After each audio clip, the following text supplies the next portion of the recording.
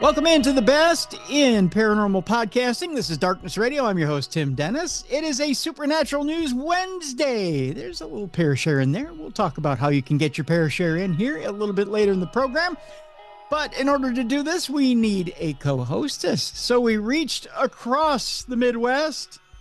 See, I got my little hand up here on video.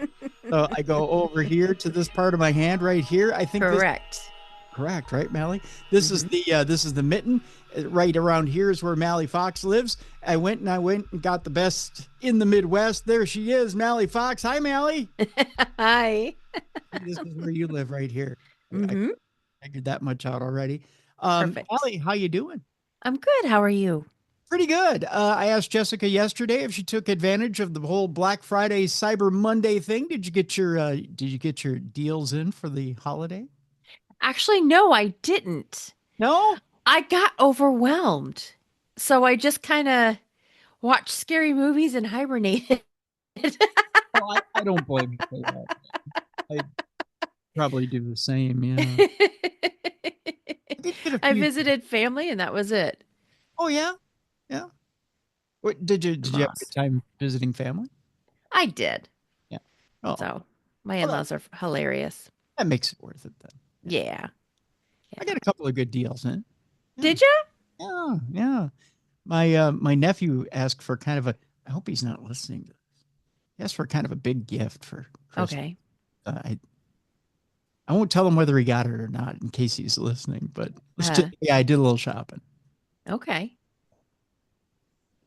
Does that give it away? It basically says, yes, you got it for him. Well, I got to tell you, though, I'm kind of proud of him. You know, this past weekend, okay, he was playing in a hockey tournament in Cottage Grove. Mm-hmm. And let's just say he's not playing with the most talented team this year. I mean, nothing against the kids who are playing, he's playing with, but they're a scrappy bunch. We'll put it that way. Mm-hmm. You know, he's playing for a Farmington team, and they the team they're playing for or playing against, the home team that's hosting the tournament, Cottage Grove, they're pretty darn good. The hosting team, they won the whole darn tournament this weekend. Wow. Yeah, they beat everybody. I mean, not everybody in the tournament, right? But they won 3 straight games and took the tournament. I was impressed. Huh. Yeah. Got a proud uncle over here. Yeah. So that's pretty cool. Yeah. So I'm impressed. So congratulations there, Gavin. That's pretty cool. Mm-hmm. So, yeah. So do you have a bunch of ads showing up on your phone now? Because I know when I was looking up gift ideas, now I have ads for everything I looked up, like popping up. Yeah, I do. Yeah. And it's bad. Yeah. It's really bad now. Yeah. And it's not going to settle down for months either. Right. No. Yeah. I keep getting this ad. So I came across on social media where you can adopt a pet, like well, not a pet, but you can adopt like a lion or a whale or like you can, and your proceeds, part of the proceeds goes to like wildlife or something, but you get this little beaded bracelet and you get like a QR code or some type of code. So you adopt a certain animal and you can watch them, you can track them. Okay. My concern is if I was to do it, which I think would be fascinating, I would become addicted to it because I'd keep popping on my phone to take a look to see if they've moved or not. But then if some like natural disaster comes through and I see, my poor whale or dolphin like flying through the air and then not moving at all, I'll be devastated that it probably passed away. See, I couldn't adopt a whale or a dolphin because they'd freeze in the pool out in the backyard here in Minnesota. I'm just saying. Yeah. Thought about adopting a sloth, but it probably wouldn't move at all. Oh, yeah. It'd be kind of boring to watch. Yeah. But yeah, there's like all these animals you can adopt. I think it's like $10 or something. But now I keep getting the ad. Like every other ad is for this bracelet thing. So anyway. Bracelet thing, huh? Yeah, because you get to choose your crystal or your stone, and then because like lava rock or whatever, these little beaded bracelets. So, Huh. because I, each one represents an animal. okay, okay. I was gonna say it's not the one that it's not the manifestation bracelet. Is No, no, it kind of looks like it though, except it has like a little carved stone of what the animal is that you're adopting. okay. Because I gotta admit, I'm a little intrigued by the manifestation bracelet. If you've Hmm. seen it, Yeah. I'm that guy. I'm that guy who's gonna end up spending the $59, $79 Right. getting it and not getting bupkis out of it. Right. Right. I'm that too. I'm that person. I'm the dreamer, like, it's gonna happen. Yeah. Every So little bit helps. I'm gonna end up manifesting as an extra 5 pound bag of peanuts for the chipmunks. That's all. It'll be horrible. Hmm. Speaking of extra stuff, we've got extra stories today and on supernatural news and Parashare. We'll find out today that it might not have been aliens involved at Rendlesham Forest. Mm. How's that for fun? I don't know that they'd be all that excited at Rendlesham about it. Also, not so exciting. There's a article out there this week saying that President Trump might be pulling the plug on NASA's SLS moon rocket. Oh. Yeah, that's not fun.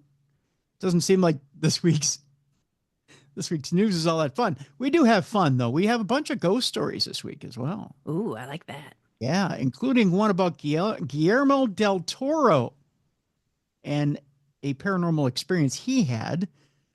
La Llorona. Ooh, you rolled your R. I did, didn't I? I can't roll. Well, you can. It's just a matter of practice. La Llorona. The ghostly figure was caught on camera in Mexico. We'll talk about that this week. A haunted mansion was shut down after a guest disposed of some human remains. Ooh. How's that for a story? We'll talk about that this week as well. Uh, there's a natural phenomenon that may explain Loch Ness Monster or Loch Ness Monster. Yeah. Rolled my R on that one as well. We'll talk about that. And we have quite the miracle story that explains why God likes dogs more than any other monster, more than any Oh. other animal on earth. That's how we'll end today's show. Okie doke. Yeah. So that's how we are tackling supernatural news today. That's all that's on tap today. But first, we're going to start with an interesting story about Rendlesham Forest, Mallie. Okay. A UFO expert says aliens weren't involved in the famous Rendlesham Forest incident. I know, right? It's like they weren't. After all this time of hearing about how much they were, I go, they weren't. Britain's most well-known UFO sighting may have been caused by a bout of electromagnetic-fueled psychosis, according Oh. to a top researcher. Huh?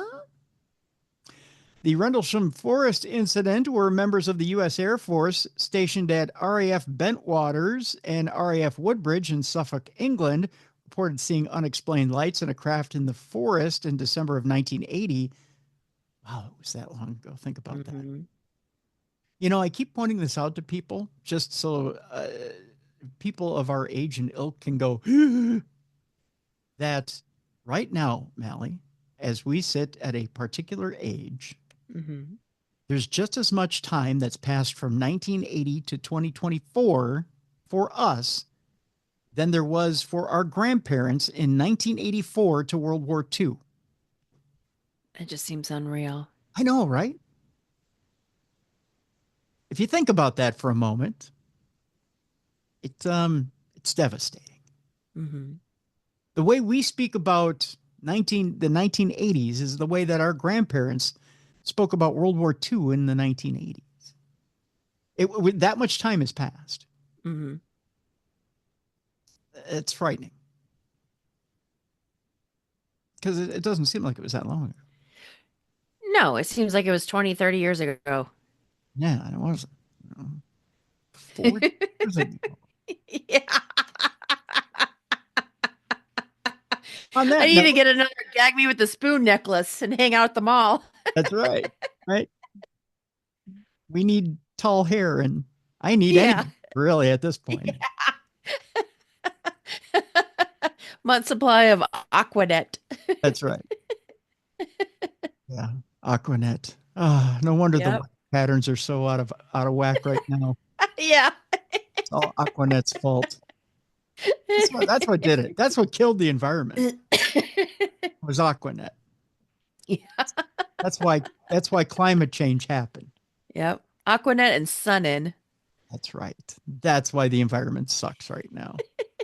That's why we have a hurricane every other week. Yep. That's all we have to blame is the Aquanet Corporation. All right, back to the story. So,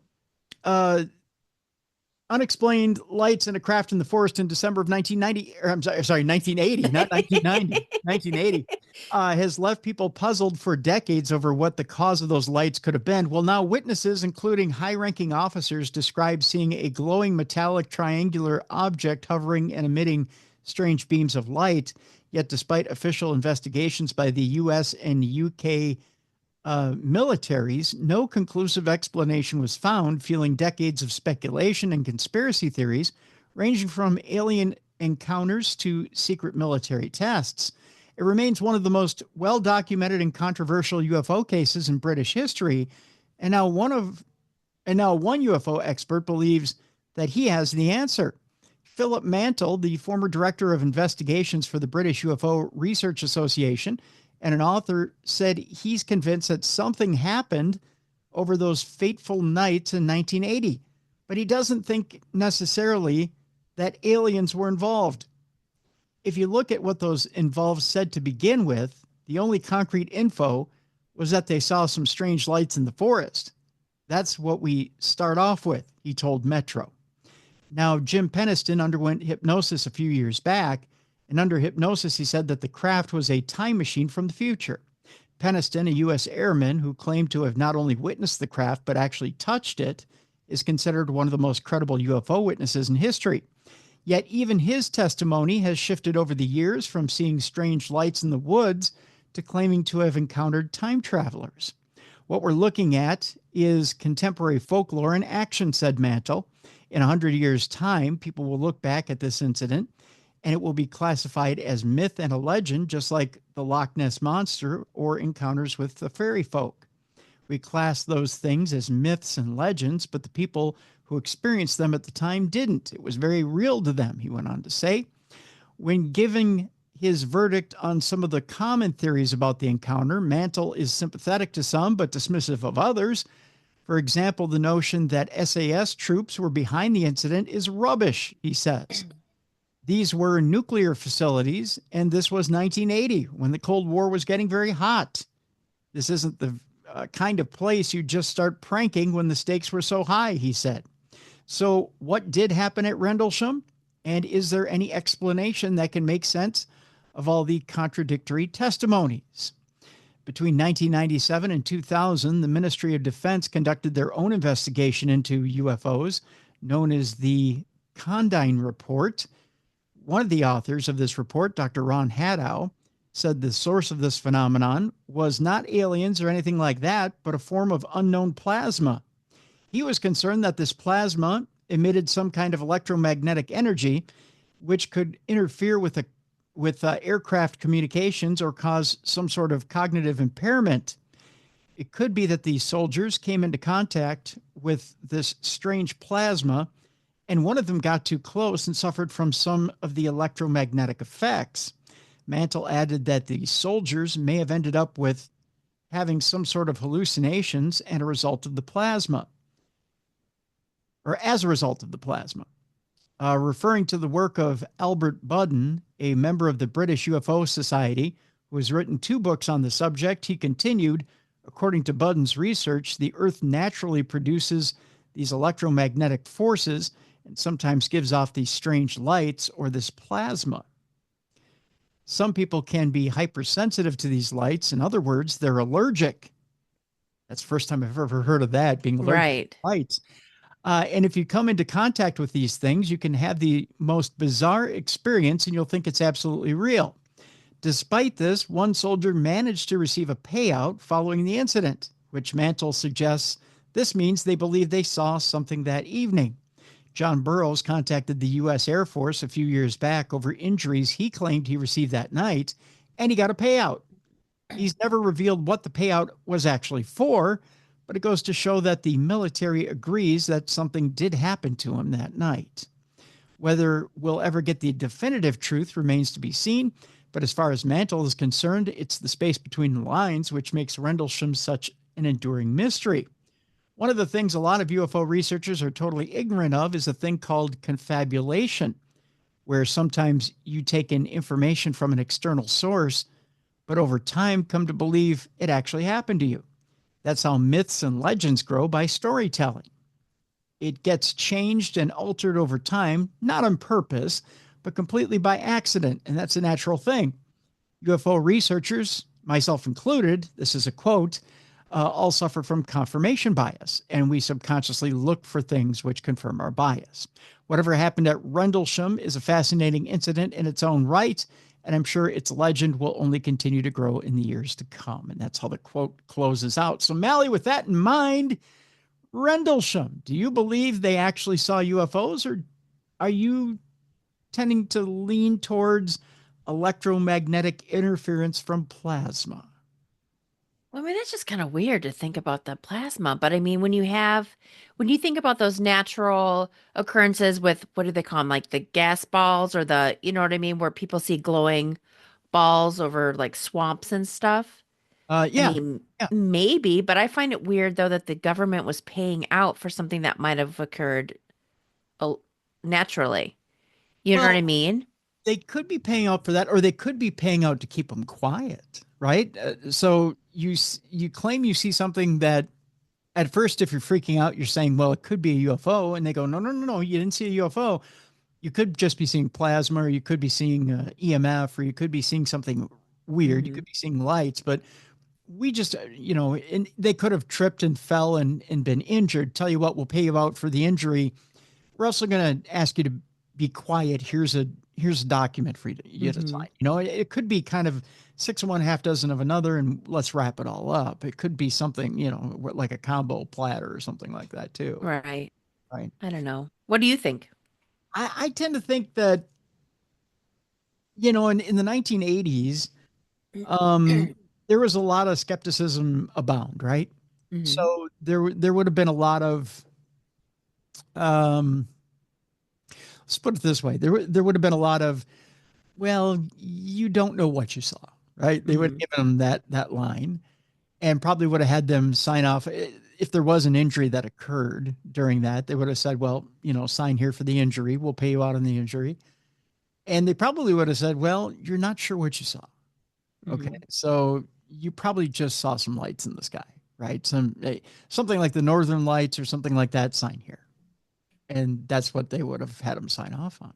Hmm. On the US side, I don't know as far as Britain went, but I have a feeling that's probably closer to the truth.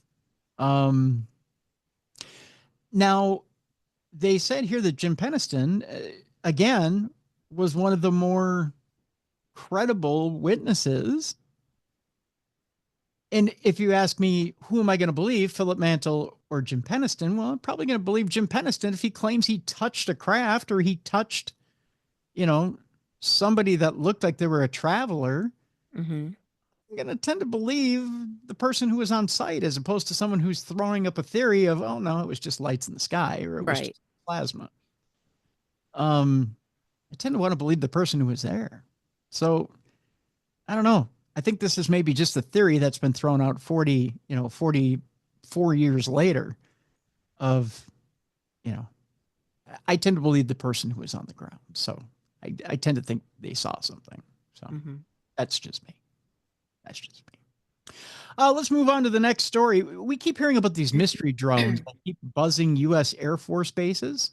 Hmm. Well, now they're at it again, and they're at it in the UK. Hmm. The unnamed aerial vehicles have been spotted multiple times over three bases in the last week. The mystery began back on November 20th, when a number of unidentified drones were spotted over RAF Lakenheath and RAF Mildenhall in Suffolk, as well as over RAF Feltwell in Norfolk. A similar series of incursions was reported on November 22nd and then again on the 25th. All three bases are leased by the U.S. Air Force. There's been no impact to residents or infrastructure, and they have not been identified as hostile, said a spokesperson for the U.S. Air Force's operations in Europe. However, they're still continuously being monitored to ensure the safety of the security of the installations. It's unclear how many drones are involved, who is operating them, and why they are doing it. According to reports, around 60 British troops and counter-drone specialists have been deployed to the bases in an effort to defend against future incursions. Pentagon spokesperson Major General Patrick Ryder said earlier this week that it was too soon to draw conclusions on who it might be and who would be responsible for the drones.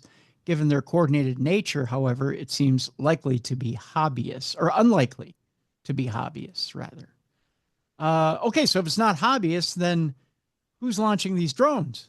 Mm-hmm. That's the question here. With everything that's going on in the world, my guess is if it's not hobbyists, it's of course got to be a small terrorist cell. Yep. Right? I agree. And if it's a small terrorist cell and it happened in late November, well, then I'm thinking it's probably somebody like Hezbollah or somebody like that.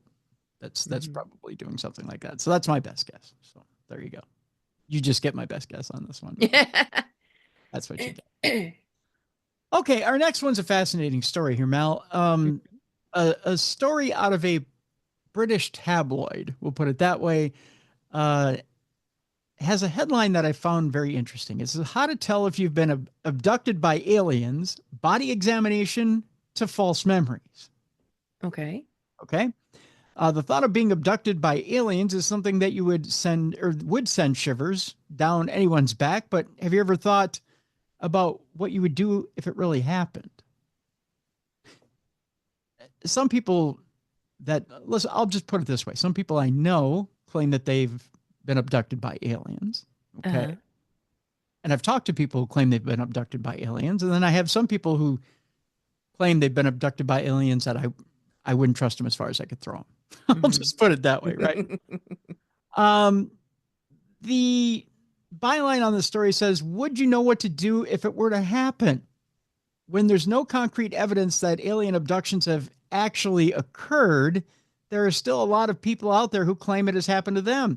Annoyingly, none of them had a camera handy during the event, and so we only have to take their word for it. But skepticism aside, there is advice available about what to do and even how to prevent it. Now, that's interesting. Okay. And as aliens aren't ones to drop in a wedding-style invite, i.e. you are cordially invited to be probed, etc., best line of the article, it's good to stay one step ahead of the little green men. The tips that the Daily Star has gathered come in a flurry of UFO activity, it seems. Let's see what these tips are. From a video showing a pulsating UFO with red, green, and purple lights to several balls of light filmed over Washington, D.C., it's been a busy couple of weeks in those there skies. So if you're concerned that you might have been abducted by aliens, here are some things to consider. This according to Gemini AI. Oh, boy. So I know we should be playing this during the AI stuff, but I find this quite amusing. Here we go. Firstly, document your experience by keeping a journal by your bed and immediately recording the date, time, and any memories that you may have. Another thing to do is to examine your body. Look for any unusual marks like scratches, bruises, or bumps. You can also use a UV light to inspect your body in a dark room. Check your clothing and see if it is in the same condition as it was before the event. That's see air quotes that I'm doing. If it's different, Gemini suggests you put it in a brown paper bag and store it in a dark closet for at least a month. I wonder why you do that. Why a month? I don't. Maybe it's like aging apples. I don't know. Maybe it bruises up or something, and then you can take it to the authorities. I don't know. Gemini adds, like they're going to believe us. Yeah, I doubt it. Yeah.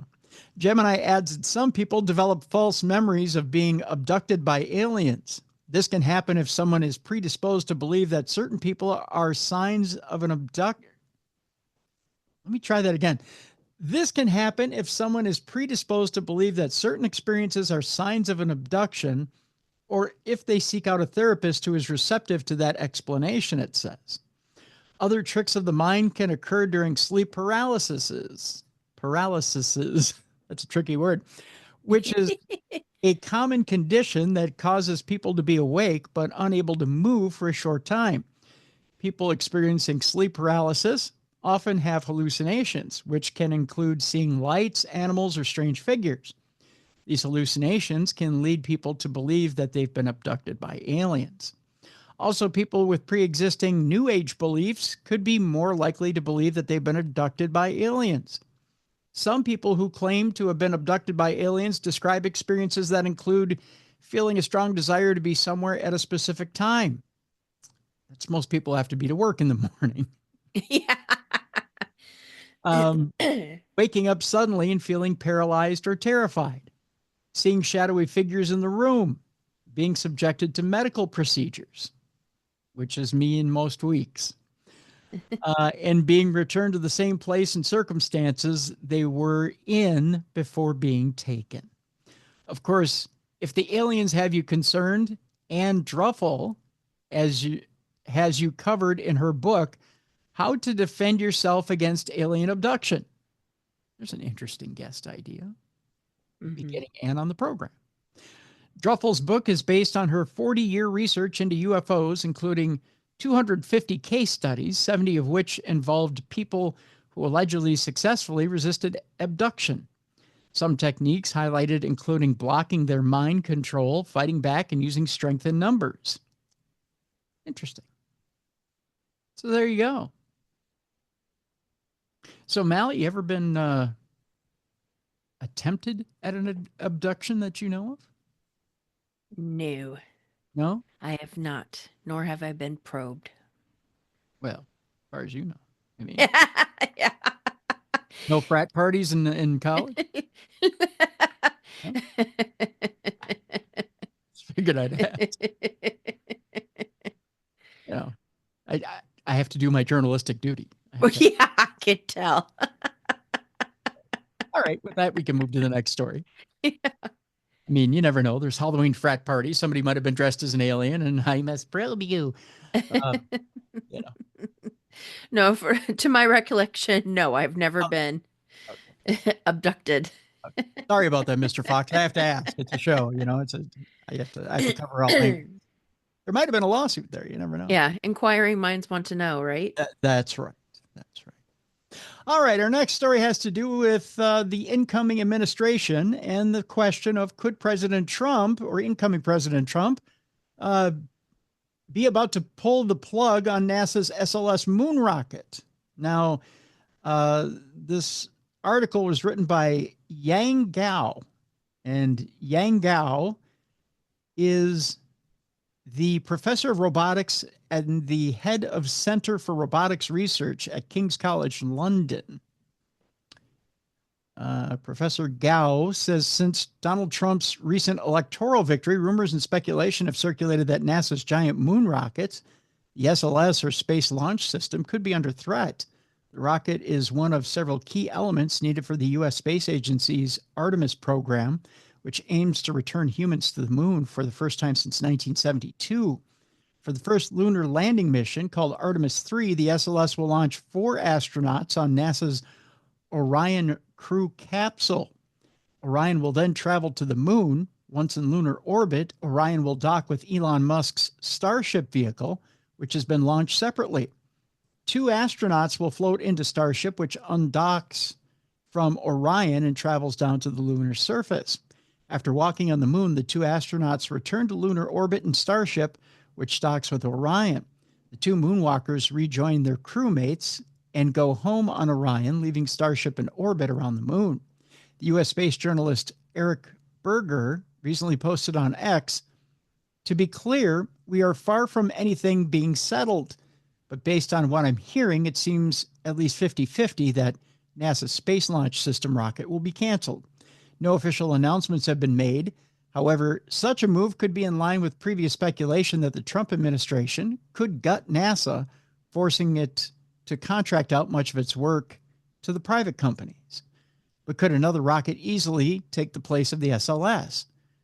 That question goes to the heart of what America wants to achieve amid an emerging 21st century space race. China has pledged to send its astronauts to the lunar surface by 2030. Unlike the US, China is usually conservative in its estimates, so we can assume deadline slippage is likely. Meanwhile, several elements of Artemis are holding up the schedule.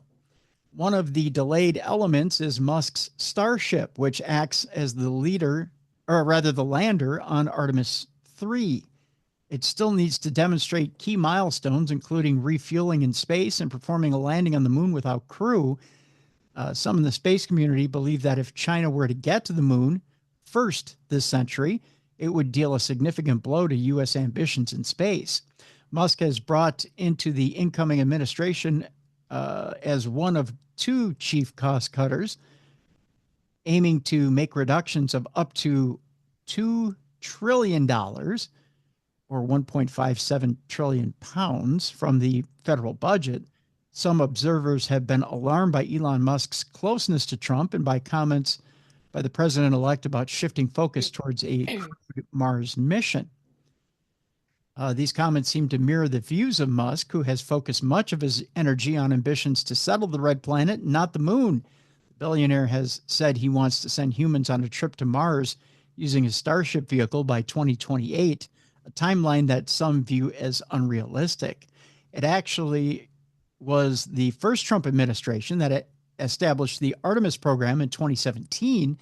After initial missions to the lunar surface, the program aims to establish a more permanent base where astronauts can learn to live and work on the moon, carrying out cutting-edge research. However, the schedule has been slipping. U.S. astronauts were to have landed on the moon this year. NASA now says the first landing during the Artemis 3 mission will not take place until autumn of 2026.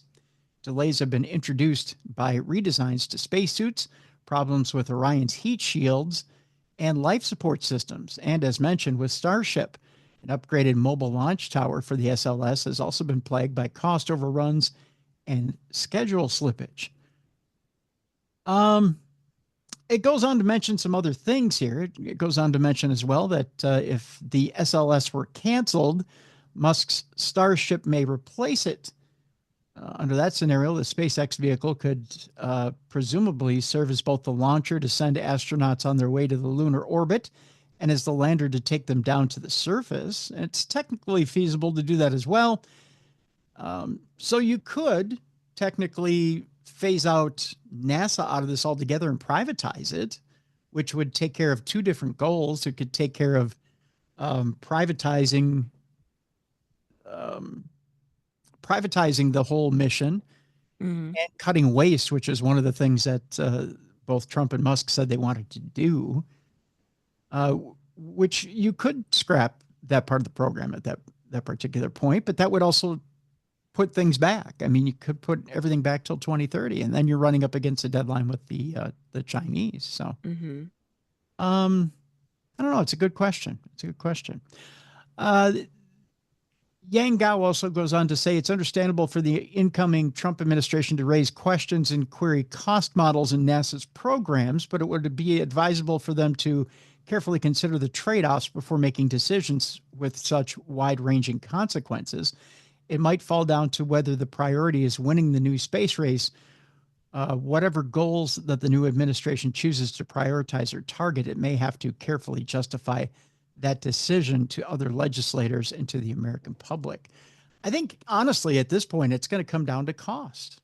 And simply, they've told the American public that they're going to do things at a reduced cost, and they're going to focus on things closer to home. I don't think that they're going to think of spending a ton of money on space when they're telling people that, you know what, we're focused on getting costs down here at home and, getting the cost of bacon and eggs down. I don't think when they're focused on inflation that, spending a ton of money on space outfits is going to be their priority. I don't know. That's just me. What do you think, Mel? Well, first of all, I think they need to get those two astronauts back to Earth that are stuck in Yeah, space. yeah. I think that might be a huge priority as well. So, Let's take care of that first. yeah, I think that's probably a huge deal, right? Right? Right. Uh, Because they're only supposed to be up there for like a week and it's been what, 4 or 5 months? yeah, yeah, yeah. I think there's other things, yeah, going on there. So, and it's intriguing that there's these things going on that with administration changes, there's always Hmm. priority changes, right? And President Trump was always focused on, space force, the space race, things out there. And now that he's lockstep with Elon Musk, I think there's going to be more of a priority as far as building the space program, and obviously that puts money in Elon Musk's pocket as well. So you'll see some development there, and we'll cover it as it develops as well. Um, Before we go to break, um, there were some deaths in the paranormal field, in the paranormal world, this past week. Hmm. Uh, we'd be remiss if we didn't mention a few of them here. There were three of them this past week. Eric Julian, who was an excellent investigator, passed away. Of course, our good friend Jerry Pauly passed away from Hillbilly Horror Stories. I should mention in the description of this program, I've been touting a GoFundMe for Jerry Pauly, who is a good friend of our show.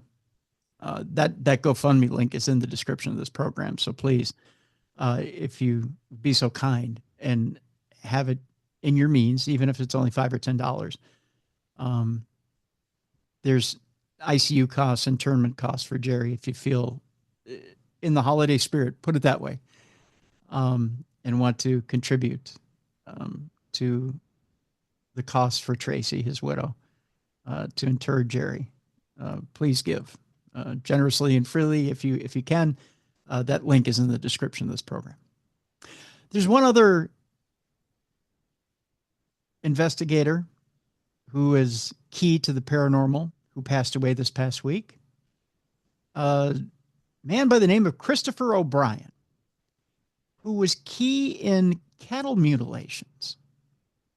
He is a cattle mutilation researcher, and you might have seen him on TV a lot. I mean, just a lot. He was part of the Fortean community. He's on a lot of different TV shows.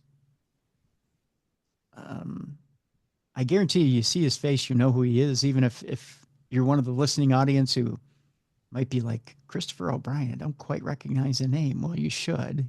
I know it right off the bat.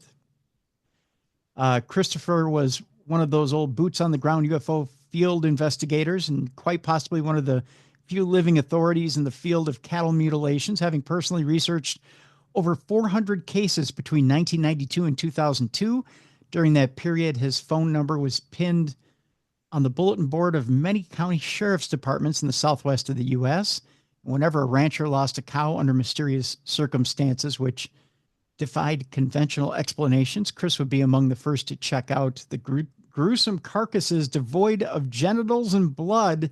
Eh, Yeah, I with no guess someone's got to do it. right, someone's got to do it. With no tracks pointing to natural predators or foul play.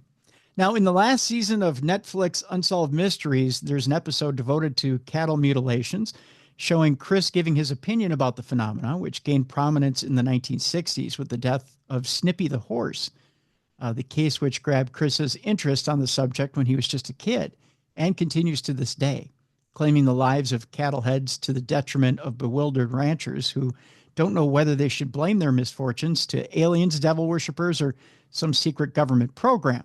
Incidentally, longtime UFO journalist George Knapp also has a new show on Netflix. If you haven't seen it, I encourage you to see it. The show is phenomenal, folks.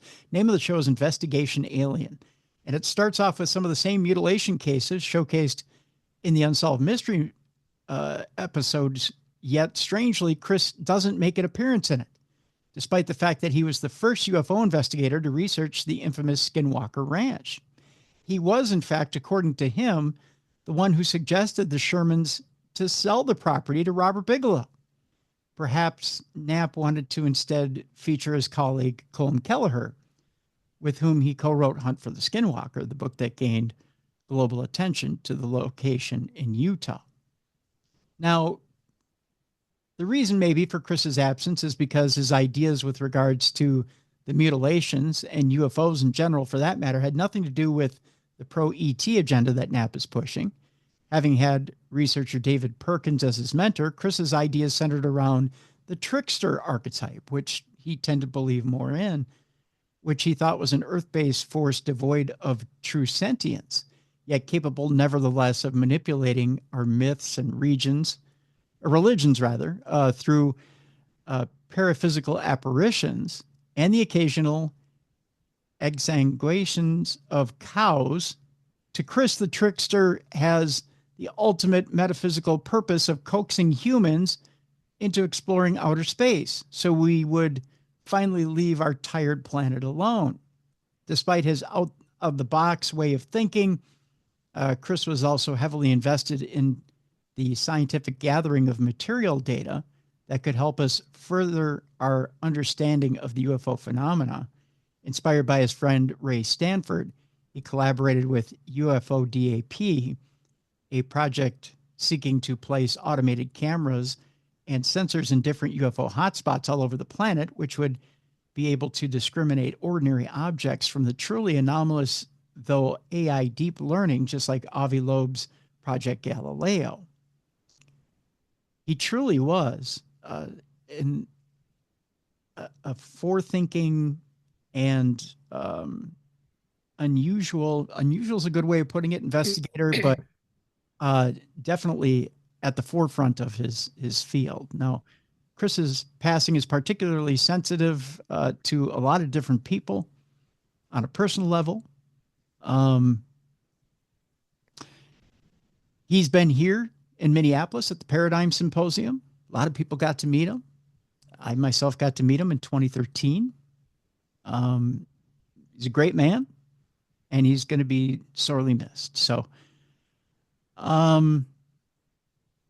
Christopher O'Brien, one of the three people that passed away this past week, and he'll be sorely missed along with Eric Julian and Jerry Pauly. It was a rough week for the paranormal. Yeah. So with that, we're going to take our break. When we come back, we've got more nightmare fuel for you, Mallie. I'm sorry. AI doesn't like us this week, but they don't like us in a huge way. We'll tell you how exactly when we get back. We've got ghost stories for you. Guillermo del Toro has a paranormal experience that while he's watching The Wire, believe it or not. We'll tell you what exactly that was.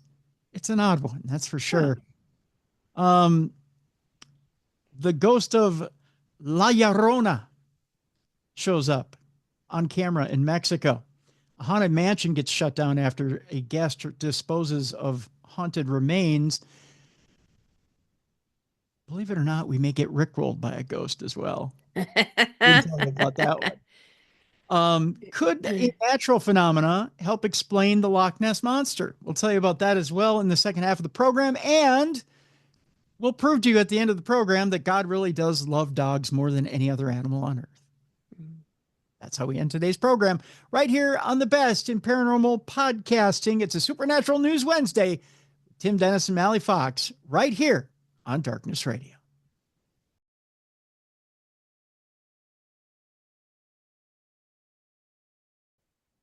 Welcome back to the best in paranormal podcasting. This is Darkness Radio on a Wednesday. It's a Supernatural News Wednesday. Tim Dennis and Mallie Fox with you and delivering good news. It's cold out there, Mallie. I don't know that there's much good news other than Christmas is right around the corner, right? We've got the holiday season in full swing. You know why I love this time of year, Mallie? Actually, I did a little bit of decorating this week. Oh, okay. Yeah. Inside and outside or just inside? Just outside. I'm working my way slowly inside. Okay. Yeah. Because I'm not one who likes to decorate before Thanksgiving. Right. You like to keep each holiday separate. Right. Yeah. Mm-hmm. I have to have Thanksgiving. I have to have my turkey. This, pardon my language, this decorating right after or right on Halloween is bullshit. No.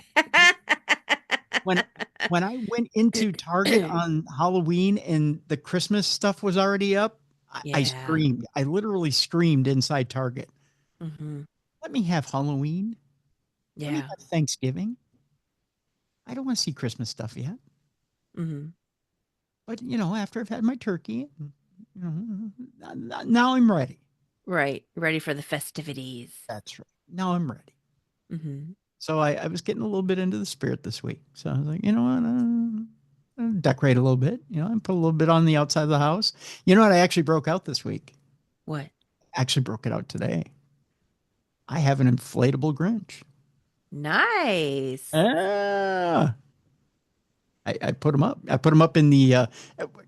It's a good thing the chippers are sleeping because I put it up in the chippers feeding area. Okay. That thing would scare the shit out of them. Right. Yeah. And plus you have to, I didn't know this about inflatables, but you have to keep the motor running at all times. Yep. This is the first year I've ever fired it up. Mm-hmm. I've had it for like 2 years and I've never put it up. Yeah. Is that a sign of something? Is it some sort of weird phobia of inflatables? I don't know. Oh, well, I always swore I would never be that house with inflatables, but because my stepson loves them, he used to like hug them every day before he'd go off to school. So Aw. we have a ton of them. Some are quiet and some sound like a jet engine. Yes. Yeah. Yeah. So, The Grinch sounds like a airboat. Yeah. yeah. Yeah. I don't mind it though. I mean, my Hmm. neighbors are going to hate me, but but But yeah. that's good though. And he's holding a Christmas tree. And so Uh-huh. I like it. Yeah. I may get another one.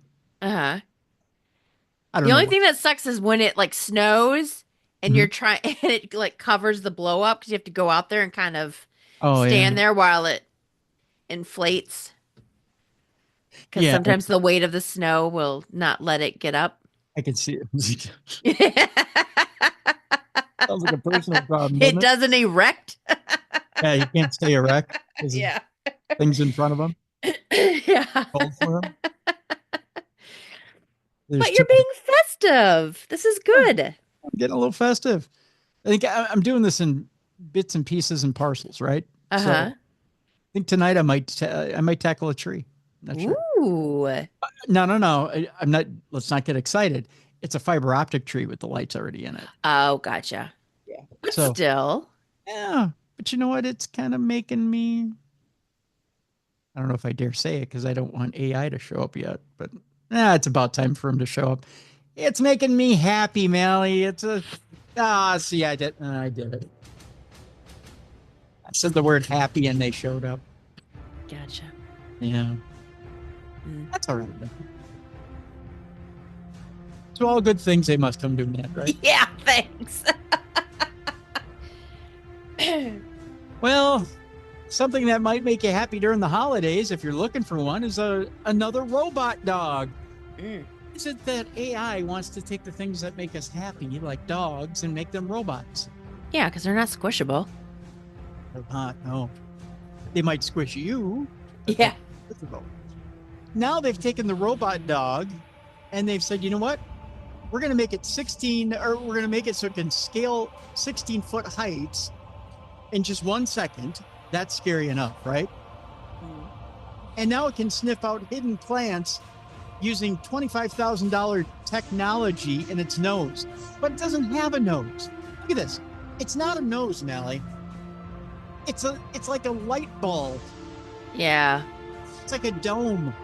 Yep. How come they never put heads on these things? Is it because it would look too scary? Probably. I don't trust this. I'm never going to own a robo dog. Nope. I'll own a real dog, Mm-hmm. not a robo dog. An army of robot dogs with technology capable of scaling 16 feet in just 1 second are being created by scientists. Why? Because they want to scare us. The futuristic companion features $25,000 in technology to help farmers analyze their soil. Okay, this one kind of has a head, but it's still scary. Kind of. It's got ears. Mm-hmm. Looks like something out of a sci-fi movie, though. It's still not cute. Nope. It's ugly. It's an ugly robo-dog. Developed by the University of Plymouth, footage shows Ellie the robot dog plodding through grassy verges and scaling steep inclines. Controlled via remote control, the four-legged machine can be seen stomping on the spot in a similar action to a dog digging and turning independently before heading off at a speed in a different direction. The latest innovative farmers trial has seen the dog reach a top speed of 16 feet a second while weighing around 15 kilograms. I'm going to start weighing myself in kilograms. I already have a hard enough time between Fahrenheit and Celsius. I just think I would weigh less, wouldn't I, if I weighed myself in kilograms? Yes. Yeah.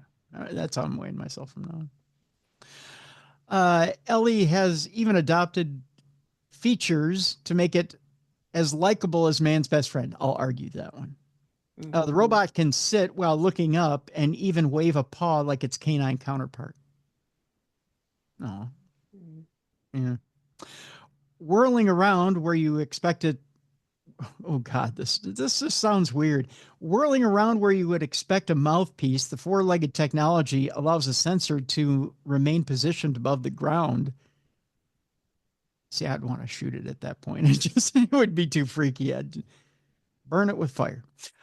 Jake Gibson Shaw Sutton, a former student of the University of Plymouth and co-director of Robotrics, reprogrammed the robot dog to help farmers. He told it, what was it supposed to do beforehand? Kill them? Wasn't there a dog that was spitting out flames? Yeah, there was a fire breathing. There was a flame-throwing robot dog. Yeah. Available for $9,000. Yeah. So you can either have I think maybe this is the one that was reprogrammed from the flame throwing, and then now it's helping farmers. I don't know. I lose track. He told Bauer Media Group, Ellie, our little robot dog army at this point, comes in to help because we can send them into those deep ditches, into thick woodlands, underneath bushes and trees. Realistically, I think in the future, we might have a few dogs that people can either share or rent out or use themselves. Experimenting with the robotic dogs, the scientists are hoping that the machine could be used to take thousands of photos in hard-to-reach places. I got a few hard-to-reach places you can take some photos. Just saying. Bring your doggy this way. Yeah. My doctor requires a few photos. Saying. This would allow biodiversity to be measured using AI tools in areas such as hedgerows. You know, Led Zeppelin says if there's a bustle in your hedgerow, in case you know, I don't know, how does that go? The developer then described how the robot has some incredible features, including 3D depth sensors and stereo cameras. Jake added, we're testing these out in the field, coating them in mud, letting people beat them as if they would a normal tractor. And because of that kind of treatment, we've had far better reception. People are willing because they want to see what's capable. I'm glad they have that kind of time on their hands. He explained how the group are now working with farmers to understand what would be the most useful way to progress Ellie for their use in the field. Meanwhile, the tech whiz has also designed a robotic traction unit that can successfully act as a sustainable farm aid. Gamma ray spectroscopy and full infrared features are in the works, which would allow the machines to test soil there and then in the field. Once upgraded, this would remove the need to send a sample back to the laboratory, reducing time and money spent. Well, now you're actually using it for something good. Mm-hmm. You can't do that with AI. However, the long-term investment is not so cheap, with the $25,000 gamma detector capable of measuring naturally occurring levels of radiation in the soil. The autonomous agricultural platform runs entirely from electric, and once set up, can be self-deployed on a mission, monitored entirely through a computer, tablet, or smartphone. So far, Malcolm Barrett, a farmer working with the nature-friendly trials, has seen dramatic improvements in his soil with less flooding and more worms. Of course, that's what you want, right? Mm-hmm. I mean, we're growing worms in our backyard right now, except for all the birds keep getting them. Just saying. Malcolm told The Sun, we're learning more about what the soil can do for us and what we can do for the soil. It's helping everyone by helping the environment, and we're getting huge benefits on our farm as well. If we can understand our soil and our crops more, we can farm smarter by targeting our approach. Having thousands of data points from the robotic sensors helps to build a whole picture. Then we can see if there's certain areas that need attention and single out management practices at work. Meanwhile, Catherine Barrett said, we're working together to support each other and get all the outcome we want. More good local food. And that's really what counts. So Mm-hmm. Meanwhile, Mallie,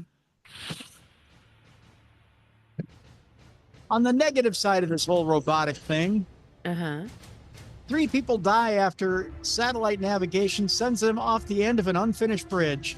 Ooh. Now we're back to the stories we know. Right. Yeah. A bizarre and tragic accident in India has highlighted the importance of not relying too heavily on your car's sat nav. Just did that today. I use mine all the time. Yeah. GPS is kind of a thing, right? Yep. Yeah. Well, satellite navigation systems can be extremely useful in helping you find your way around. They can also be quite problematic when the maps they are using haven't been properly updated to reflect current road layouts. We've heard quite a few stories over the years of people ending up in hot water after blindly following their sat-nav instructions. But this latest incident, which occurred recently in India, is certainly one of the most tragic. It involved 3 men who had been driving home from a wedding on a Saturday, November 23rd to be exact, when their vehicle drove straight off the end of an incomplete bridge. All 3 were killed after the car plummeted 50 feet onto the ground below. Ugh. Yikes. When investigators arrived on the scene, they discovered that the men had been following sat-nav instructions that were outdated and hadn't accounted for the state of the bridge, which had been closed due to a partial collapse. According to reports, 4 engineers have since been arrested in connection with their deaths. Poor visibility due to thick fog at the time of the accident was also thought to be partly to blame. Officials must be held accountable for this negligence, one of the men's relatives told the local news outlet. Why was the bridge left incomplete, and why were there no safety measures in place? Was a question asked by their relatives. Yeah, there should have been roadblocks. Yeah, you would think. Yeah, incredibly sad. All right, let's switch gears here, Mallie. We're going to throw in some celebrity news here. We're going to talk about Guillermo del Toro, who had a terrifying encounter while watching The Wire. I mean, that's a terrifying show in itself, but the iconic director is certainly no stranger to the paranormal, whether that be on the big screen or off of it. Having directed such classics as The Shape of Water, Pan's Labyrinth, and The Devil's Backbone, it'd be fair to say that the Mexican director Guillermo del Toro isn't easily fazed by paranormal phenomena, terrifying tales, or stories of mythological creatures. That being said, there was one encounter in particular that left him understandably shaken. The incident in question took place several years ago when del Toro had been in New Zealand to scout out filming locations for The Hobbit, a film that he would end up not directing. We came to a place called Waitomo, and I had read that there was an old hotel which had a haunted room, he recalled. Opting to stay the night, he decided to book the haunted room for himself to see what would happen. Gotta love that the guy leads with his nose, right? Mm-hmm.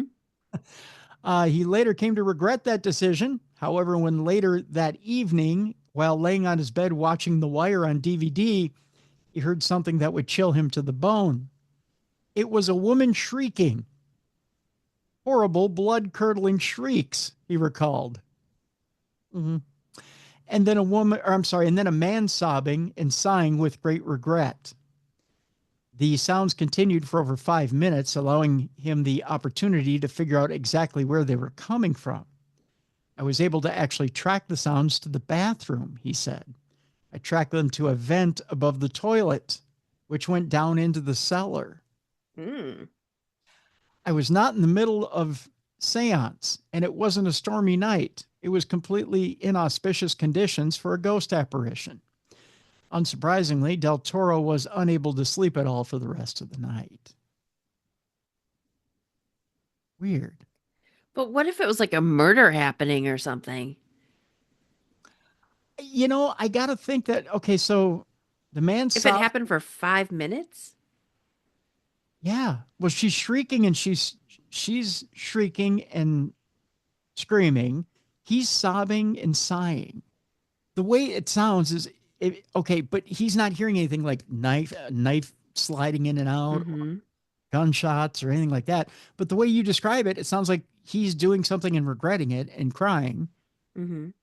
and she's screaming. But Mm-hmm. the way you're describing it, Mallie, it does. It sounds like a murder in progress, right? That he's Mm-hmm. regretting, right? Yep. Yeah. You would think. I would have gone to the front desk and been like, you want to check your cellar? Yeah, right. Or better yet, go to the front desk and start talking to him about the history of the hotel. Oh, true.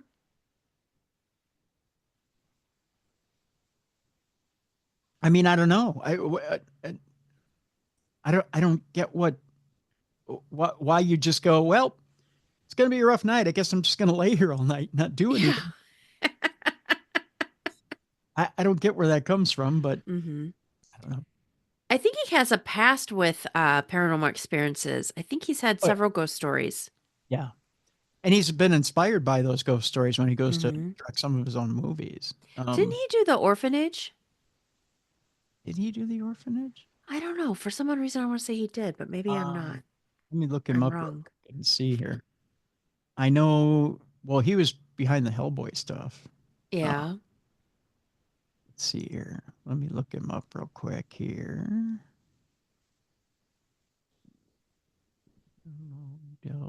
No, I am trying to spell it. Yeah. Hey, at least you can say his name. I can't even say his name.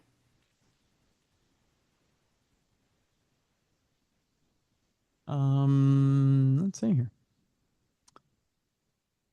And of course, I misspelled his name. Did he do the orphanage? There he is. See, he wrote Pan's Labyrinth. That was a good movie. I Yeah. like that one. Oh boy, The Shape of Water. Oh, he did his version of Pinocchio. That's right. Nightmare Alley, Troll Hunters, The Witches, Wizards, Scary Stories to Tell in the Dark. That's right. That was his. Troll Hunters, The Strain, The Shape of Water, Crimson Peak, The Hobbit, The Battle of the Five Armies. That was the screenplay was his. Pacific Rim. Don't Be Afraid of the Dark. Which one were you looking for? The orphanage? No. Okay. The Orphanage is not one of his. The Devil's Backbone was his, though. Yeah. Yeah, he's got some dark stuff. Mm-hmm. And I think what was the one he's got in production right now? He's got something kind of dark in production right now. I'm trying to remember what it is. I know he's producing something kind of dark right now too. Mm-hmm. Yeah. But he's always got his fingers in something. Yeah. Sorry. Easy. Oh, so last night, real quick. Mhm. Last night I was watching what was it called? Chapel Wait? Uh it's on I think in MGM Plus. It's kind of like the backstory of Salem's Lot. Oh, yeah, yeah, yeah. Okay. And it's really good. And there was this scene where they were like, it was a creepy scene and they were kind of zooming in on the vampire's face. Mhm. And it was really eerie. And then all of a sudden my power went out. And I was Oh, startled. I no. screamed because my whole house went dark because it was late at night. And I went, "Ugh." I haven't seen it yet, but what do you think of the new Salem's Lot? I've heard mixed reviews from You know people. what? I liked it. I was entertained. Did you? I mean, it's not Oscar worthy or anything, but I liked it. I enjoyed it. Yeah. Interestingly enough, okay, so tomorrow, as we're taping this, Mhm. tomorrow, Jessica and I are going to go see the new Nosferatu movie, That looks good. the press screening. So Mhm. we'll let you know. We'll review it for you as soon as we can. I don't know when the embargo is on it, Oh, gotcha. but we'll review it for you and let you know what we think. Yeah, no, that movie looked good. Yeah, it does look really good. So we'll let you know. It's just a little heads up for you. Mhm. Let's see here. The next story has to do with La Llorona, a ghostly figure caught on camera in Mexico. The footage shows a mysterious figure dressed in white walking along a road in the early hours of the morning. Filmed somewhere in Mexico at around 1:30 a.m. on November 7th, this eerie clip is a suspected ghost that has recently gone viral on social media. The footage, which focuses on two dogs barking and reacting to the unexpected presence, shows the figure dressed entirely in white, slowly walking along the side of the road from right to left. Oddly, the eerie extra does not seem to react in any way to the noise the dogs are making. Some have speculated that the ghostly figure could be La Llorona. See, I didn't roll it quite as well there. La Llorona. There we go. Ah, Gucci, Gucci. Uh, a type of vengeful spirit of Mexican folklore that is said to lurk near bodies of water and is often seen openly weeping. Others, meanwhile, have suggested that it could simply be a random person passing by. Now, there is a clip that goes with this article that I'm reading. So here's what we're going to do. We're going to post it in the description of this program. You can watch it for yourself and see if this is truly La Llorona or if it's just a trick of the camera. How do you like that? Mhm. There you go. Our next story has to do with a haunted mansion that was shut down after a guest disposes of human remains.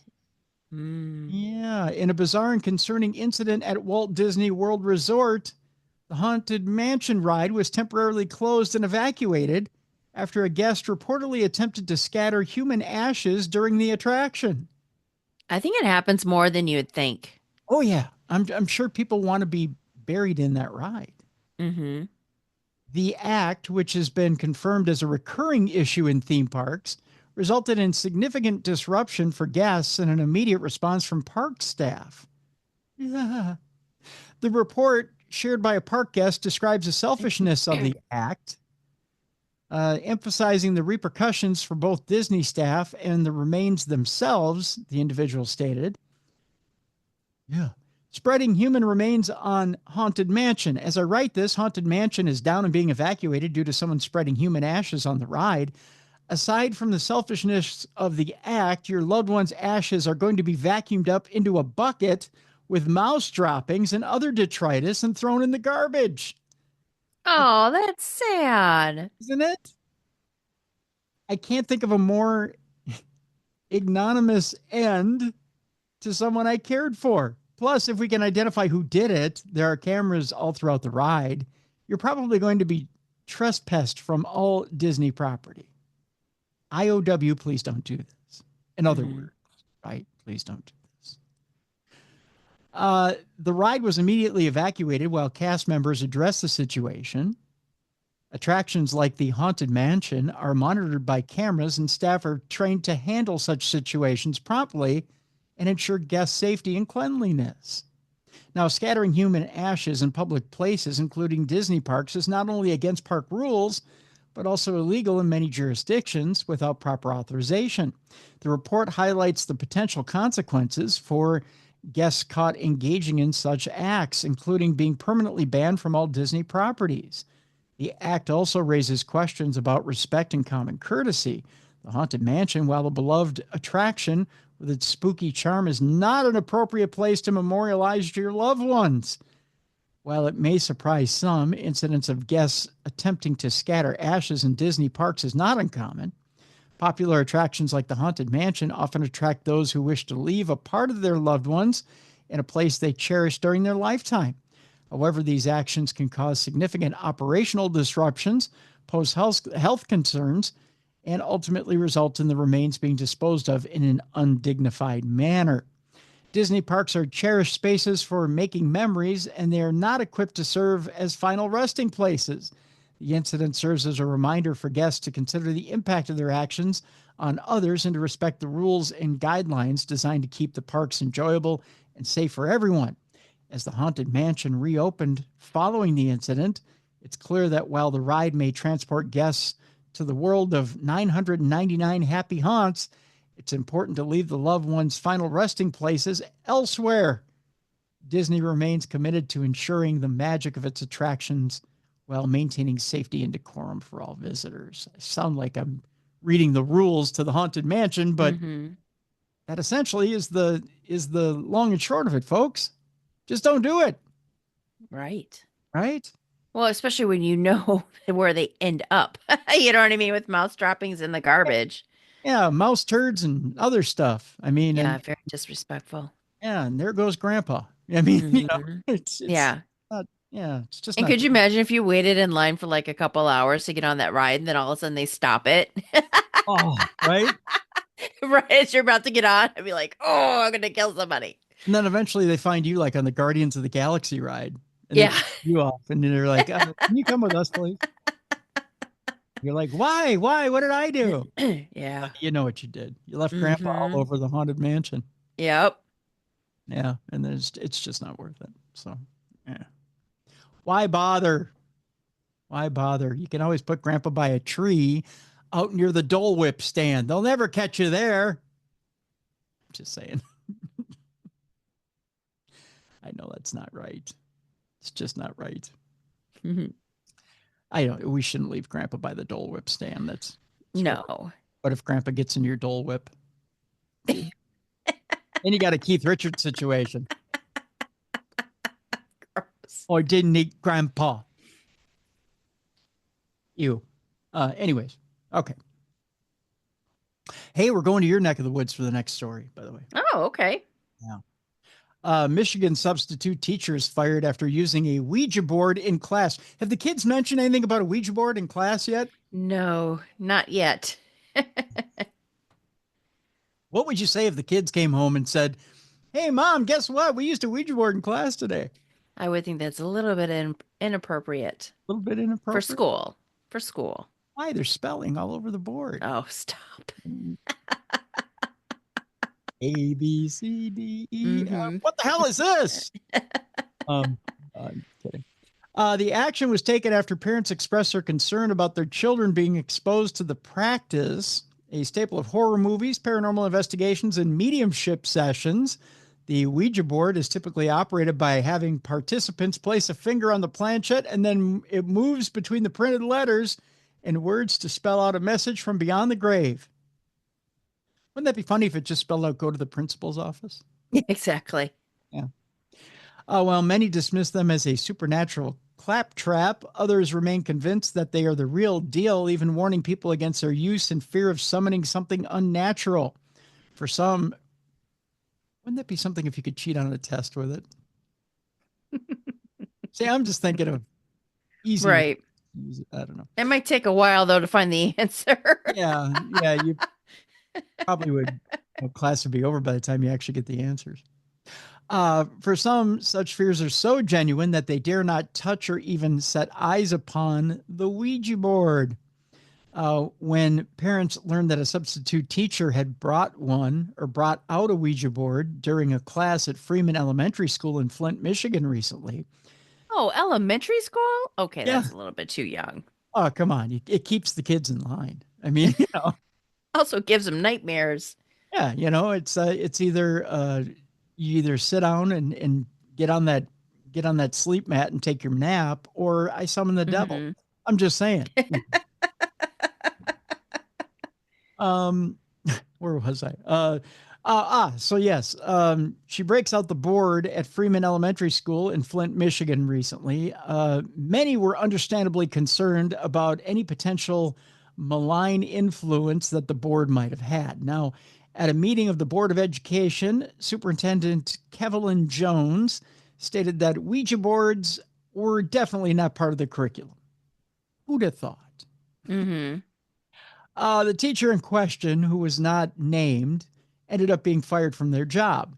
It's not something we condone as it pertains to speaking about those types of things in a way that would instill fear or speak away from the curriculum, said Jones. My guess is it's the teacher with black hair that smells of patchouli. That's the one who brought it in. Exactly. Just saying. We have rectified that situation, and we have determined that we would not have that particular third-party staff member in the district, so we can ensure the safety and well-being of our scholars.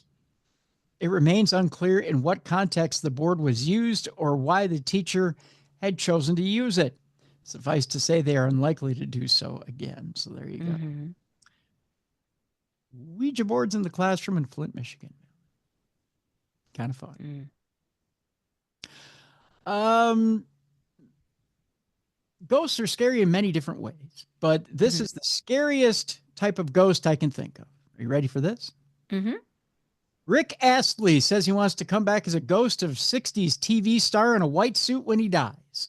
Can you imagine being rickrolled by a ghost? I don't want it. That's the scariest ghost ever to me. Rick Astley. I used to have the biggest crush on him. Really? Yeah, in 8th grade. Or in the 80s. Yeah, 8th grade. Yeah. I think it was. Rick Astley. So you wouldn't mind that haunting. That'd be a good haunting for you. He is welcomed anytime. Wow. Look at you. So this is, oh God, you want to see a picture of him now? Sure. Would he still be wanted by you in this? Well, considering all I see is his, oh, there we go. Oh, I'll take him back in his 80s form. He's not as impressive now, is he? He's not bad. He's but kind of looking old though, isn't he? Yeah, well, we all are. Yeah, see. He's kind of got the oh no, he's definitely aging. Yeah. Yeah. You're ruining my childhood. Sorry, Mel. That's okay. Him wearing that trench coat with the water reflection shining up on him. Well, if there's any consolation to this thing, he's going to come back in his best form. So he's probably going to come back with that. So okay, I'll take it. He's not going to come back as octogenarian Rick. He's going to come back in his finest form, Rick. So probably singing "Never Gonna Give You Up," you know. The operatic style. Yeah. Rick Astley wants to come back as a ghost in a white suit when he dies. The music legend wants to return to Earth just like Marty Hopkirk from the classic 60s TV comedy Randall and Hopkirk. I do not know that show. You're going to have to study up now. You're going to have to YouTube it. Randall and Hopkirk. There you go. Study up because that's how he's going to appear to you. Yeah. The pop favorite is still only 58. What? He looks horrible for 58. He's only 6 years older than me? Well, take a good look at this. This is 58. Okay. It was probably a bad day. He's at a bad bad lighting, bad angle. Really? That's on a Maybe red he was in the middle Mallie. of saying something. Mallie, that's on a red carpet. That's 58. That's Rick Astley at 58. No. Oh, never going to give you up my ass. I just gave up. Stop. Look at that. You know what? I don't think he makes any money off that song. Oh, he should have. He could have used it for beauty treatments. Stop. He's not that bad. God, he looks like an old bulldog. I mean, I'm no spring chicken. I don't look very good either, but my God. Men are supposed to just always close my eyes. I'd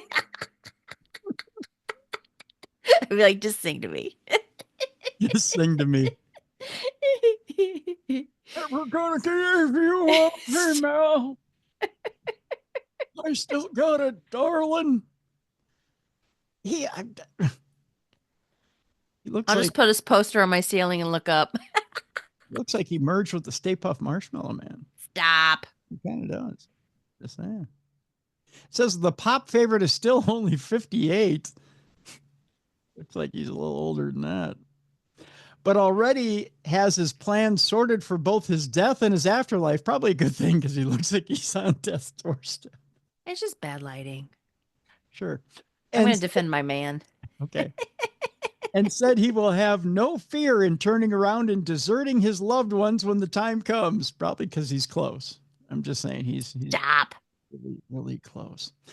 Speaking to Kevin and Perry star Kathy Burke on a podcast, the 80s warbler, probably warbles more now, said he's no stranger to thinking about life after death. He said, do you remember Randall and Hopkirk? He walks around in a white suit and no one else can see him. I'd quite like to be walking around in a suit from my coffin. I'd like to have snuck out at least my essence, my whatever, you know what I mean. By the way, this is kind of what he'll look like as a ghost. Right? Look at that hair. All right. That's kind of what you're up for there, Mal, when he's walking around as a ghost. He also said he would much rather remain dignified and plan the date and time of his own death rather than leave it to fate. You should probably get going on that. In a nod to the assisted dying vote coming to Parliament shortly. He said, I have talked recently to somebody about how their dad passed away, and he did it through Switzerland at Dignitas. It was a planned thing, he said. They had dinner together, and there was a date and a time, and I think I'm getting to a point in time where we are becoming the last in our generation. We are the old ones. I think I would like to plan it. Come this date when my body is screwed, I have had an amazing time. I have no regrets, he went on to say. Mallie, there's a second picture here. I'm going to show you the second picture, and you tell me. Okay, this is you are ruining my teenage years. This is with makeup and him performing under lights. Okay, from where I'm sitting, he's not that bad. But of course, it's you showing me from your laptop into my iPad, extremely high definition. Okay, from afar without my glasses on, he doesn't look too bad. Without your glasses on, though, I mean, just saying. Who's the big head behind him, though? There's someone's big head behind him. Oh, that's a good question. I don't know. Okay, here I'm gonna blow up the picture. I'm blowing up his face. The resolution's not going to be that good. Oh no, it is. It's going to be wonderful. You watch. You watch. You're going to be like, oh my God, Tim, why? Hold on. Okay, there it is. That's much better. Take a look at that. It's not too bad. Yes. You know who he reminds me of? Did you ever see that movie Empire Records? No. Okay, there was like an old washed up singer, and they had I forget what the name is of the actor or the singer, and they had a special day designated to him. Anyway, he kind of reminds me of him. His face is a roadmap. Look at that. What do you mean a roadmap? Does he have wrinkles or something? Yeah. Well, my computer's not showing me, so it wants to keep the image that I have. My computer's protecting me and my I'm gonna send you the article so you can see it. Teen angst. Yeah. I think you're Egypt over there. You're in denial. He goes on to say, I'd like to go to a nice place. I hope they have Botox there. He said, Stop. I'd like to call all the shots rather than be a burden to anyone. There's no way we'd go with a dog. Or no, there's no way we do with a dog what we do with humans. Make them hold on when they're ready to go. That or a shark attack, he joked. Oh, so you'd like to go out with a shark attack? Ugh. I guess. Too messy. Oh, looks like his face has been mangled by one. Stop. You're mean. You're a bully. Not being a bully. I'm giving him the benefit of the doubt here, Mal. I'm just saying. It's I'll try and blow up his face here, but it looks like it's already been blown up.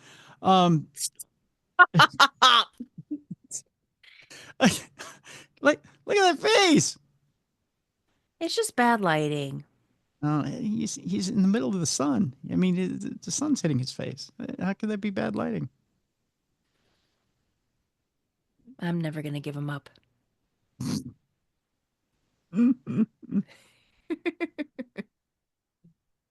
He looks like the queen. I mean, I don't know. Stop! Wait, alive or dead? Both. All right, let's move on to the next story. We'll I'll still have my crush. I'm sorry. I'll send you the article after the show. You can judge for yourself. All right. We'll move on to distant cousin of Rick Astley, the Loch Ness Monster. Could there be a natural phenomena that could help explain the Loch Ness Monster? Well, an expert in all things related to Loch Ness has put forward an alternative explanation for sightings of Nessie. There have been countless sightings of the enigmatic Loch Ness Monster over the years, but despite this, conclusive evidence of the creature's existence continues to remain thin on the ground. According to Alan McKenna, founder of Loch Ness Exploration, or LNE, there could be a good reason for this. He argues that a lot of monster sightings in the loch could be explained by way of a natural phenomenon known as a standing wave that, under the right circumstances, can look a lot like a large humpback creature in the water. A standing wave occurs when two boat wakes of the exact same frequency and amplitude are moving in opposite directions on the loch surface, he said. When the two boat wakes finally meet and interfere with one another, the results have the potential to create a standing wave. We know that standing waves exist and they have been reported, but what we don't have is the footage showing a natural standing wave in motion. McKenna aims to rule out as many conventional explanations as possible so that reports concerning something genuinely unexplained can be more readily identified and investigated. It's a process of elimination, in my mind, as most potential Nessie reports can be explained, he said. Without being disrespectful, I tend to follow the reports made by the locals, and the reason being is that they see Loch Ness every day. I dare say that they are more knowledgeable than tourists. If you are unfamiliar with Loch Ness and its natural behavior, then I do believe that many people will be fooled by the water and certain illusions. It's easily done, he went on to say. It's an interesting theory, and the waves tend to be one of the most common theories for mistaking the monster for anything else. That and birds tend to be the other one. So standing wave, yeah, I could buy into that, but I don't know. We'll see. We'll see if that theory will hold up. That's for sure. Another Loch Ness story here, as believing in the Loch Ness Monster will make you far less stressed than believing in God, according to this story. Okay. All right. Believing in ghosts, the Loch Ness Monster, Bigfoot, aliens, fairies, and other psychic, paranormal, and mythical creatures is better for your stress levels than believing in God, according to a study. Is it because God judges? You know what? That's not a bad answer. Let's find out. I think you may be onto something there. People who believe in the Loch Ness Monster are far less stressed out than Christians. That's according to this article. Those who believe in a traditional religion were found to have much higher levels of distress and reduced abilities to cope. But those who believe in extraordinary life forms, precognition, spiritualism, superstition, and psychic powers had no links at all with stress. Imagine that. People surveyed were given two questionnaires, one asking how stressed they were and the other what paranormal beliefs they held. Dr. Kenneth Drinkwater, a senior lecturer at Manchester Metropolitan University, who conducted the study of 3,000 Brits, said the previous research suggests that paranormal beliefs, such as superstition, increased during times of uncertainty. Okay. He also added that believing in the paranormal could help people cope with life stressors in an uncertain world. He said of the findings, although paranormal belief may not itself be predictive of lower well-being, it may indirectly reflect reduced psychological functioning. Yeah, I read that right. It may indirectly reflect reduced psychological functioning. Huh. I don't know if that's an insult or not. From this perspective, like conspiracy theory endorsement, in extreme instances, heightened endorsement of paranormal belief could be symptomatic of non-adaptive coping. Does that seem like an insult to you? Kind of. It seems like one to me. Mm-hmm. Huh. The idea that believing in ghosts is not stressful may seem confusing, given that one British ghost hunter recently revealed a severed head tried to hop into bed with her. That's a story that recently was out there. Horror influencer Brocard revealed how the head with bulbous eyes tried to cozy up under the sheets after filming a ghost hunt in a haunted Whitby hotel. The star admitted that while ghosts no longer scare her, the severed head did the job, calling it the scariest encounter she has had yet. The YouTuber and singer said that the head had quite big plump cheeks and looked like he was from another era. But the psychologist seems like he just hates people who believe in the paranormal altogether. Yeah. Yeah. That didn't seem like it was a very good article at all, did it? No, it did not. I'm a little offended. Mm-hmm. I want to find this guy and kick him in the balls. Is that wrong? All right. One more story here, Mallie, and then we'll be, we have our uplifting story of the day. Okay. All right. This story, not so uplifting. Now, some of you out there may be preppers, okay? Some of you may be saying to yourself, well, you know what? We've got to prepare for the worst. And some of you may have thought you found the ultimate shelter for the end. One such man thought he found the ultimate shelter, right? Mm-hmm. He went out there and found a decommissioned missile silo, made it into a shelter, but then decided, I'm going to make a little extra money on it, and made it into a delightful Airbnb. This is where all of it hit the fan, Mallie. Okay. After he made it into an Airbnb, he also attracted swingers into it. Oh. Because I'm not a full doomsday prepper, but I like the idea of being prepared for the unknown. And here's the story behind this. Whether it was a wise long-term investment remains to be seen, as owner G.T. Hill tells Business Insider he bought the silo for $90,000 in 2010 and then spent a whopping $800,000 over 10 years to convert the space into a unique rental experience. Probably 20% of my interest was in the doomsday prepper aspect, or the idea of preparing to survive in the case of a catastrophe, Hill wrote. I'm not a full doomsday prepper, but I like the idea of being prepared for the unknown, including having food storage and some survival skills. The end product, dubbed Titan 2, is a 3,500 square foot living space. That's pretty nice. Ooh, yeah, that's big. Space, right? It's located in the middle of a 200-acre ranch and 150 feet below the ground. Hill says it's already hosted famous YouTubers, bands, birthday parties, and even some swingers. Because, you know, you got to have company, right? Mm-hmm. And in the case that the end of the world is nigh, Hill will have the ideal place to seek shelter for himself and his family, as long as it's not already booked up, that is. Being underground the place is typically cooler than a normal living space, but extra blankets are provided. The Airbnb description reads, the missile silo itself was decommissioned after Russia and the U.S. signed a treaty in 1979 to limit their nuclear arsenals. They actually had to blow up the top of the structure and fill it in, Hill wrote. So it was an underground structure, but completely buried. The 10 years of hard work Hill put into the property and included pumping out a tidal wave of water that had accumulated into the space. The place had asbestos and methane gas at the top of the control center where the crew quarters were, Hill wrote. I recorded videos of the whole process, and you can actually hear my voice change because of the methane in the air. Kind of That's interesting. funny.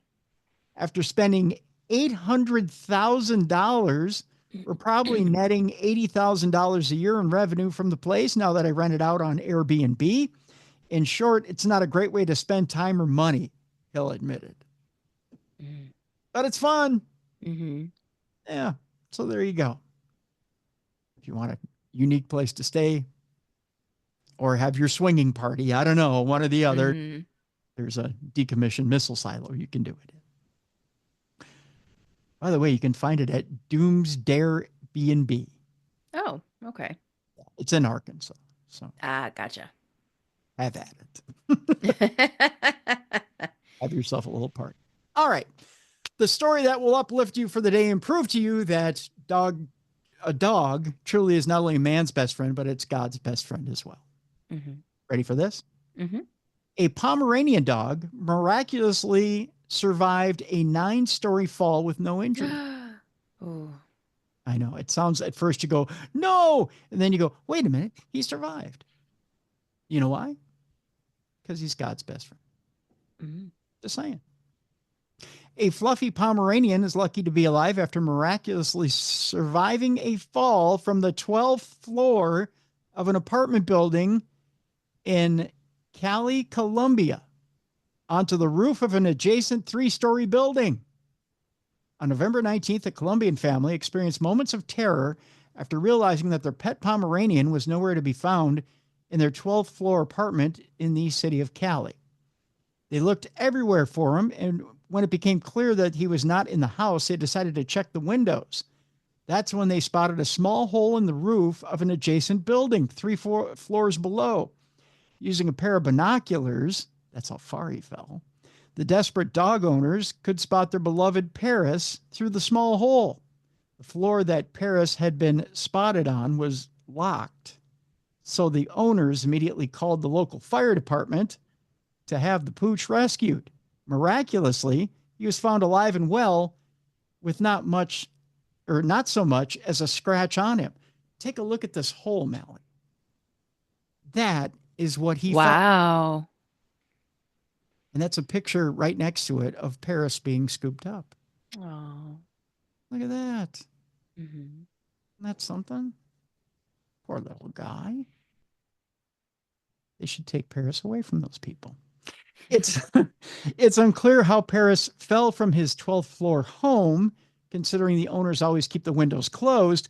But what baffled both his poor humans and the veterinarian who checked him for injuries after the rescue was how he survived. It's believed that the metallic roof that he plunged through and his fluffy Pomeranian coat cushioned his fall. But still, he should have had some kind of external or internal injury after such a fall. He's been under observation since his rescue, and he appears to be perfectly healthy. Aw, little Paris. Mm-hmm. Little man. Well, we're glad you're healthy, Paris. Mm-hmm. Glad you're doing well. See? Uplifting story. You like it. Still kind of scary, though. It is scary. I hope nothing bad happened to him. But you never know. Sometimes God is there for little dogs. And here's hoping that Paris somehow became a super dog. Now has miraculous superpowers and now will help humans out. Not terrible humans that let him fall out a window. Maybe he'll take them to jail. Like the underdog? Yeah, like underdog. And now Paris will fly around the city and save people. Gotcha. Right? Yeah. Mm-hmm. Maybe that's what'll happen from here on out. Just saying. That's the big story. That's the fun story in today's program. So I'm just looking for positive outlooks here at the end of the program, Mallie. You're like, Paris could still die. Paris could Right. be- I'm like still in shock. Like, oh my God, what if, yeah. I'm thinking of everything else other than he survived. Yeah, and I'm like, Paris lived and he's absolutely fine. And you're like, but he could have internal bleeding. Exactly. Exactly. What were those people doing? Why did the dog get out? Blah, blah, blah, blah, blah. Yes. I'm like, but he's okay. And you're like, he's not okay. Mm-hmm. Could it happen again? He was so lucky. Probably was scared. It's okay, Mal. He's fine. You're like, no. You know what does traumatize him, though? Mm. Pictures of Rick Astley. I'm just saying. Stop. It reminds him of the fall. Ah, knock it off. You're gonna get hate mail. His manager's gonna contact you. Yeah, yeah. I'm scared of his manager. That's what it is, right? Yeah, his manager. I believe in you, Rick Astley. You're the only one. All right. Tomorrow's program, Mallie, is a big one. Big, huge program. Okay, so we've had an author on this program for quite some years, since 2006, as a matter of fact, who unfortunately passed away this past year. By the name of Jim Willis. He's a huge, huge author in the paranormal. Jim earned his master's degree in theology many, many years ago, over 40 years ago. He wrote books like American Cults, Hidden History, Lost Civilizations. One of my Uncle Bob's favorite authors. One of Jim's last interviews was on this program. And unfortunately, I got the news while interviewing another author from Visible Ink Press on this program that Jim had passed away. But I also got some good news. And that was that Jim had other books in the hopper, so to speak, but that there were other authors, along with his son, that were helping him finish those books. Kind of. Oh, that's nice. Yeah, kind of post-mortem, if you will. Mm-hmm. One of those books is finished and out for publication. And it's a really good one. It's called Lost Loot, Cursed Treasure and Blood Money. Or Cursed Treasures and Blood Money. One of Jim Willis's last books is out there and ready. And it deals with everything from D.B. Cooper to Oak Island to Blackbeard. All kinds of lost treasure. If you've ever been captured by the wonder of lost treasure, if the stuff that Josh Gates does captures your imagination, this book is right up your alley. There's even talk of Templar treasure in this book that Jim set out to finish. And tomorrow on the program, we'll be talking to the editor of this book, Kevin Heil, who's the managing editor over at Visible Ink Press. So Kevin will be on the program. We'll talk about the book. We'll talk about Jim Willis. And we'll talk about this remarkable work that Jim put out there in his last days. So it's going to be a good program tomorrow. Cool. And we'll talk about the other works that are still out there that Jim had started that are being finished up by other authors. It's kind of like, I guess for lack of a better term, it's like the works that Tupac had out there before he passed, or the stuff that Prince has in the vault, or stuff that Eddie Van Halen has in his vault, or, you know, when great writers, when great artists take on projects and unfortunately leave us before their time. There's great things there. And sometimes they just need a little finishing touch. And Jim Willis, God love him. I mean, I think he was 83 when he left us. Oh. But he was prolific, and he still had stuff he was working on. And I think when Jim left us, I think if I remember from that last interview, I think I remember him saying something about, I still have a few projects that are in the works and ready to go. And I thought, at 83, he's still cranking along. And I think I had asked him a question about, how long do you plan on doing this? He said, well, I don't plan on stopping. I thought that was pretty remarkable, because I see that as well for myself. I don't ever see stopping doing this. I can't imagine it. Right. So I think when you do something you love, you don't see every day you do this, you don't see it as working. Right. So tomorrow we dedicate to Jim.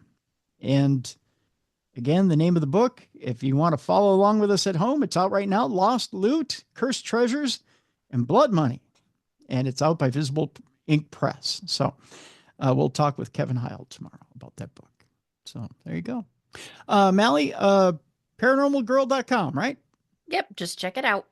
Check it out. Lots of good stuff on paranormalgirl.com. So we'll see you tomorrow for Kevin Heil and Lost Loot and Cursed Treasures and Blood Money. Thanks so much, folks, for tuning in today. Again, please help out if you can. The GoFundMe link is in the description of this program. Again, Jerry Pauly was one of a kind. He's helped this show tremendously in ways I want to describe to you, but again, it's one of those things I think I'd prefer to leave private between myself and Jerry. Without Jerry, this incarnation of Darkness Radio wouldn't exist. I'll just tell you that. Oh, that's nice. And I feel like I need to do what I can do to help Tracy in her hour of need. If you'd be so kind, if you have just $5 or $10 in this busy holiday season and an expensive holiday season, I understand for everybody. And you want to help with Jerry's internment, please click the link in the description of this program and help out however you can. God bless you. Thank you. And we'll see you tomorrow for Kevin Heil right here on the best in paranormal programming. This is Darkness Radio. For more audio and video archives of the show, intriguing content, and cool swag, please visit darknessradioshow.com. Thank you for watching. And please, go out this weekend and be a light in someone's darkness.